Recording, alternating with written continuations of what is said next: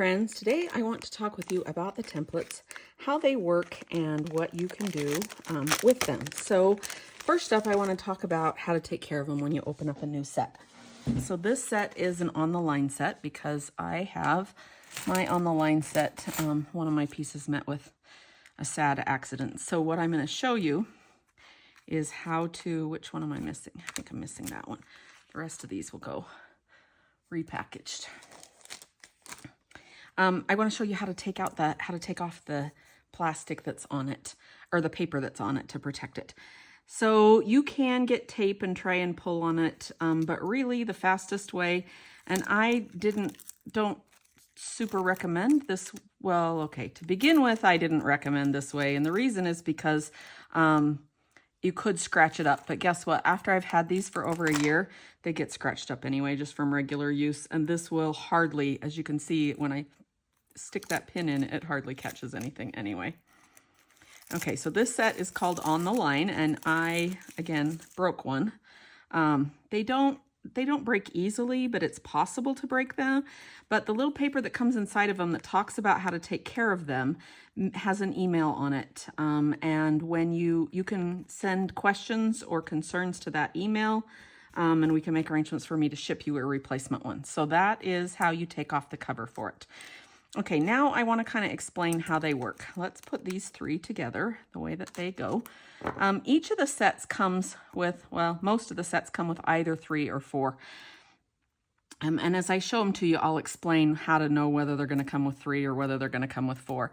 So if they come with 3, it's usually because one of them has a measurement of 1/4 inch, one is 3/8, and one is a 1/2 inch, and that's what this one is.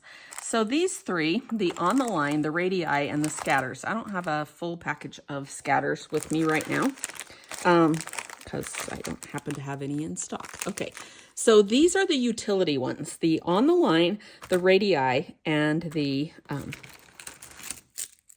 Scatters. So Scatters is just, let's go ahead and move these to the side so that you can see this. Scatters is just random arrangements. That was a request, a customer request. They said, when you have instructions that say random, it stresses me out because I don't know what to do. So these are just unrandom randoms. This one's really light scattered, this one's a medium, and this is more dense. And then this one is a waterfall. Let me see if I can turn it so you can see it. That light is being really pesky. So there are a lot of dots at the top and very few at the bottom, and so that's like a waterfall one.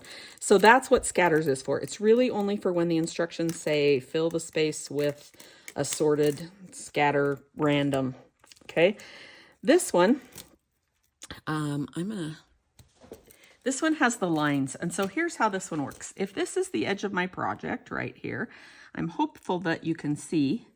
I know from experience that if I'm videoing it on black, you can't see the line. There we go, you can see that one. Let's say that that's the edge of my fabric right there, and I want to do blanket stitches along the edge. So first I'm going to line up that edge and so that I can just draw one straight line. And then I'm going to turn it perpendicular the other way. Now, I could do the same thing with a ruler, but it's not near as fast with a ruler as me just whipping it out like this. And now I have nice even blanket stitches, or lines that I can blanket stitch. I like to mark with the Soline Chalk Trio, or Soline pencil. They do have one that comes as a trio. The trio one has a very fine tip to it. This one, the tip is not as fine. Not the lead is the same either way, but this part is thicker, but it will work great in the templates. You don't have to worry about that.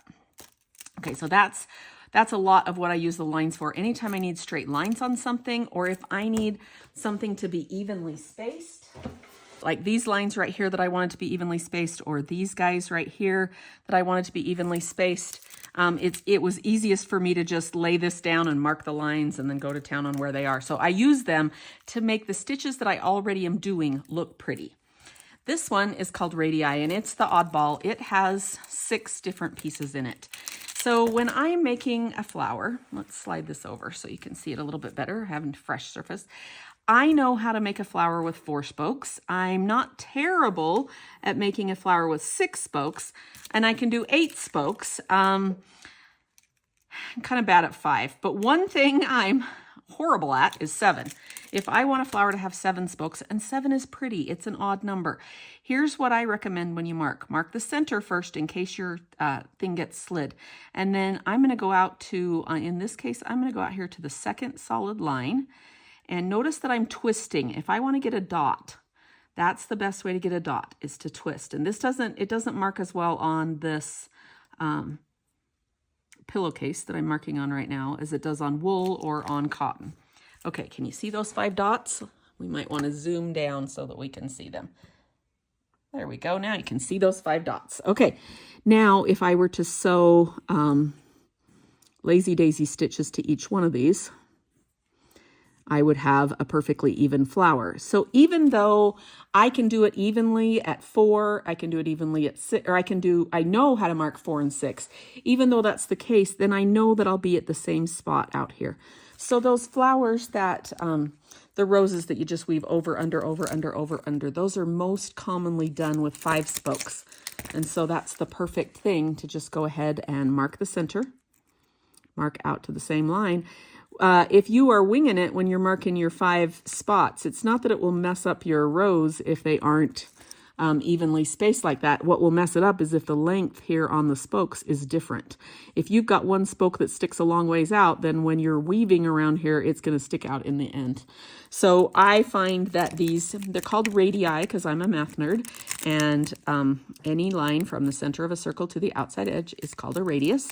Multiple radiuses are called radii, and that's where the name of that one comes from.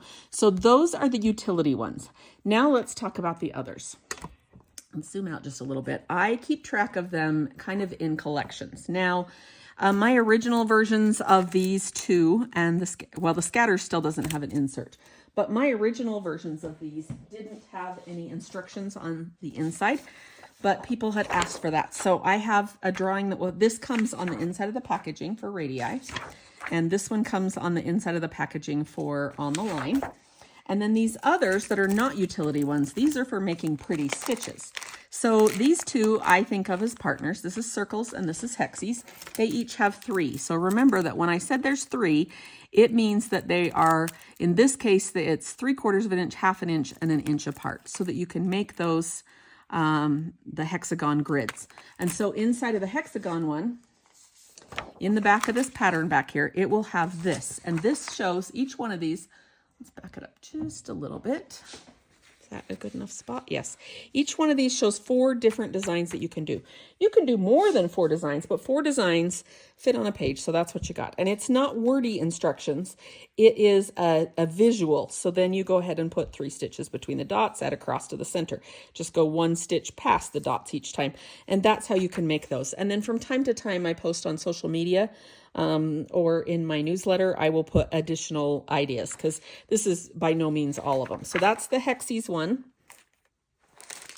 The one that comes in the circles looks like this. And the circles are the same sizes as this, 1 inch, 1/2 inch, and 3/4 of an inch. Because if they got smaller than 1/2 inch, there was nothing left to put the little dots in the space. So that's circles and hexies. And they aren't partners, but I kind of see them as partners. I put these big buttons on mine, and I wrote on the big buttons what the collections were, and that was so I could find them more easily. They do come with this little chain in it. Okay, so there's circles and hexies. Okay, the next ones are crosses and stitches. One of them is stitches, and their stitches and crosses come in 2 different ways. They have 4 to them. And the 4 that they have, let's move these guys so that you can see it. Okay, this one, see how these are in rows? And this one, they're in rows. This one, they're offset, they're every other. So there's 4 because there will be a small in rows, a small offset, a large in rows, and a large offset. So they're 1/4 inch apart and 3/8 of an inch apart, but there's the straight and the offset. And so that one's the same for the crosses as for the stitches. Same thing, they'll be in straight rows or they'll be offset. So those are the crosses and the stitches. And again, the same way with crosses and stitches. you'll have 4 different ideas of the visual things, visual drawings of the different designs that you can do. And like I said, you can do lots more than these. I have several that I've done that aren't part of these that I shared ideas for. There's kind of an extra one in association with the crosses and stitches. It's called an extra stitches. So instead of going offset or not offset, this one goes 2 up, 2 down, 2 up, 2 down, or 2 up, 1 down, 2 up, 1 down. And that makes very traditional Sashiko patterns. This is called a persimmon flower, and sometimes there's only a little X like that, and sometimes they go a lot bigger like this. These are all called persimmons. So they make a very traditional Sashiko shape with it. And so that's the extra stitches one.